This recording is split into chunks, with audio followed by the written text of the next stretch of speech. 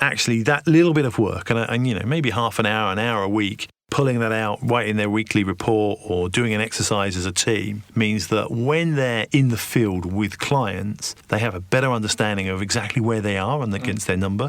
That will inform their choices. It will allow them to see what they need to do. The question is from Thinking Focus. Hi, I'm Rob from Thinking Focus. Hi, I'm Paul from Thinking Focus. Today we're going to be talking about how to bring the number to life. So the question is specifically, how should we bring the sales number to life? The question is from Thinking Focus, a podcast about how we sometimes get in our own way and what we can do about it. That's a really interesting question. I guess that the challenge with most people with sales numbers is that you want salespeople, or you want anybody really, and I don't think it's just salespeople these days, because there is an argument that we all kind of have a number that we're selling towards or trying to aim for. And you want that number to be intuitive. You want it to feel like you understand that number and where you're at with a number, and kind of internalize it so it informs the decisions you make in real time. Yet in an information age, actually, most people don't really understand what their number is at any moment in time because it's too complicated. Right. And part of that is we make it too easy for people. Right. So if you think about, all the kind of reports and dashboards and information people could have at their fingertips, right. It's like a Google thing. You don't need to remember facts anymore because you can Google them. Right. So you don't often have to remember your number anymore because you can go to the dashboard and go, where am I at with all these things? The downside of that is that when you're in front of a client and you're trying to make decisions and make choices about how you react, you don't have that information front of mind. Right. So it's not affecting what you do. Okay. And there's been a number of examples now where we can see that playing out. And there's a brilliant one in Charles Duhigg's book where he talks about teachers, in fact, and how they understand what pupils are doing. And he quotes a particular school, which is in America somewhere, where by the teachers actually working with the data about those kids, about extracting the data from all the reports and building report cards for each individual pupil, the teachers could better react in the classroom. And just doing that piece of work had a lasting impact on the results that those young people got from the school because the teachers understood them better. And the same applies for sales, which is actually if we can extract the data from the big world of reports and dashboards and BI systems and all the kind of technology that kind of make the data really easy for us to access, down to working with a small subset of the data. It's the working with it that brings it to life. And this idea is known as cognitive disfluence. Right. So say that to me again. Cognitive disfluence is the concept. Okay. So explain that then. How does that work? Okay. So in essence, if I give you on a plate all of the reporting, all the numbers, all the data you need, you don't have to work very hard at it. So you extract the one thing you need at that point in time and you don't see the bigger picture. Right.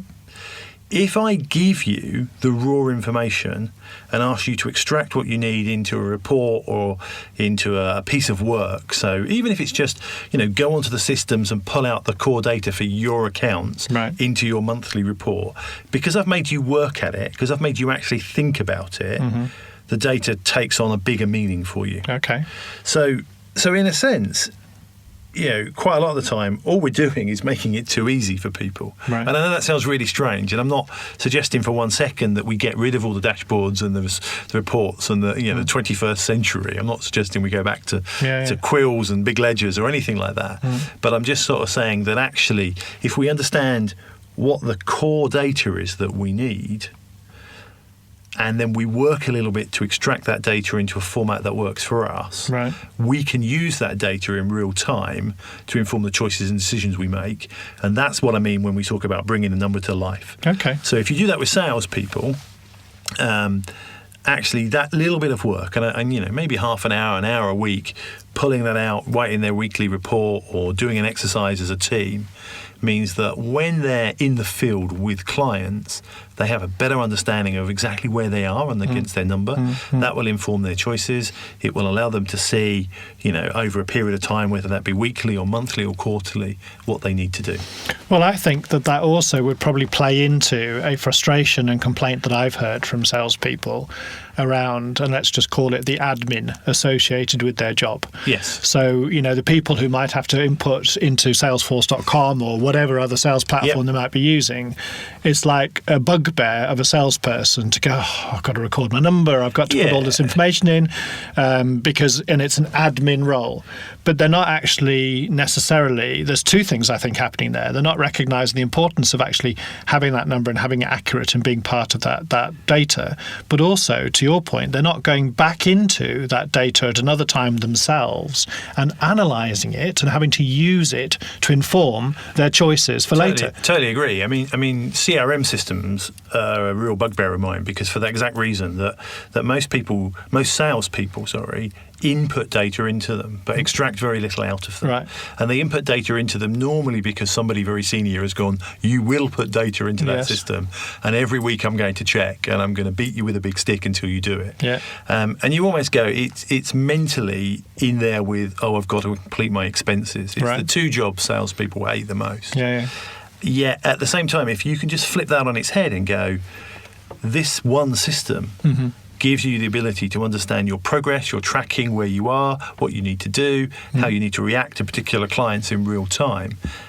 And all you need to do to utilise that is spend a little bit of time looking at what the system is telling you about the bigger picture. So if, as a sales leader, and if I was effectively using, and let's just call it coaching, the art of asking quite good questions, yes, one of the things that I really should be asking on a regular basis is, so what's your number telling you then?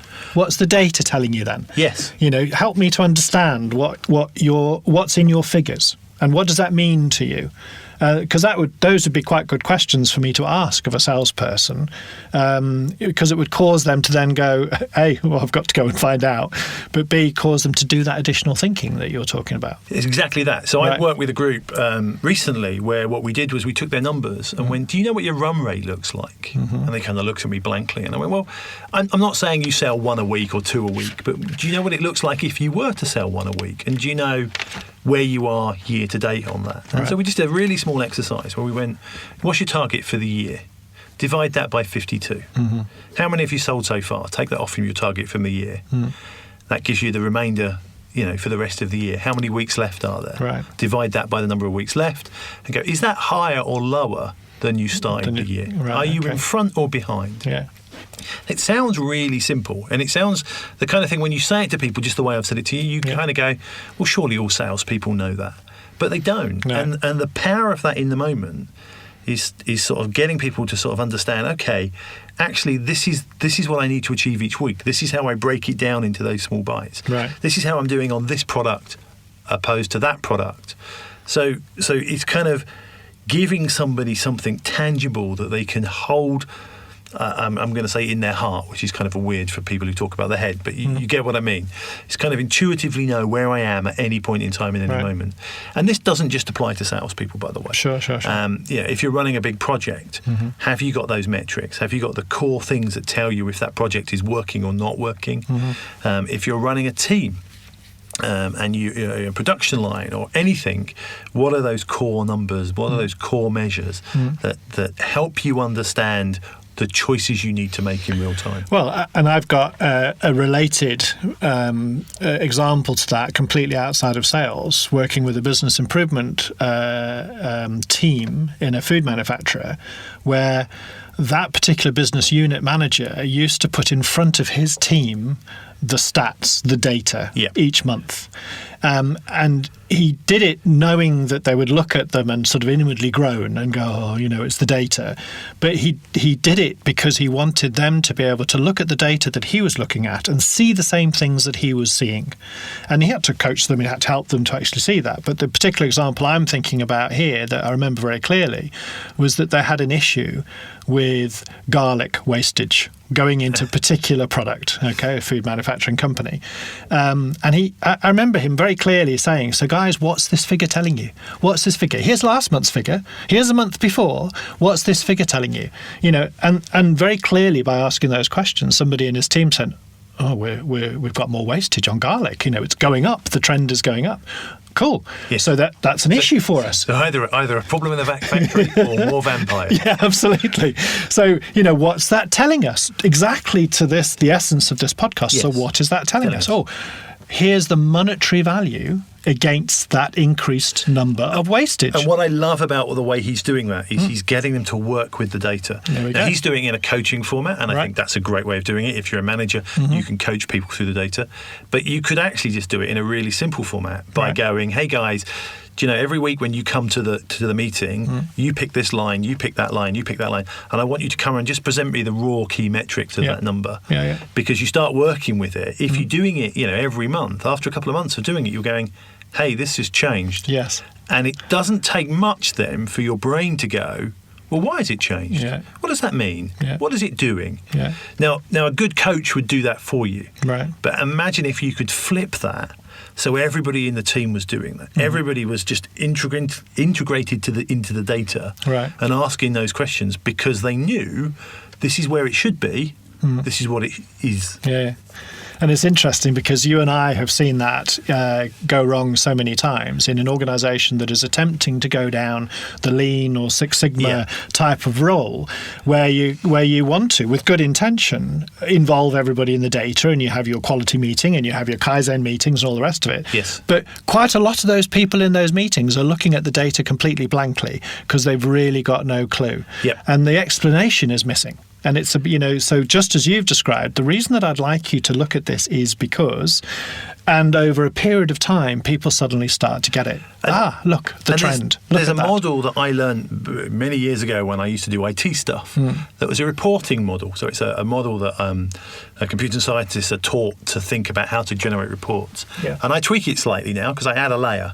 So the model is this, that the computers hold data. And data can be combined into knowledge.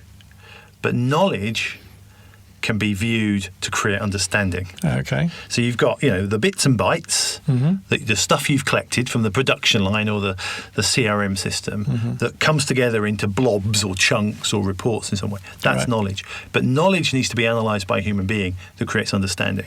I put a layer above that, which is goals. Okay. So people now go, what data do you want to collect? And I go, what's your goal? Because if you want to know what data to collect, don't start with a goal, because the goal will tell you what you need to understand.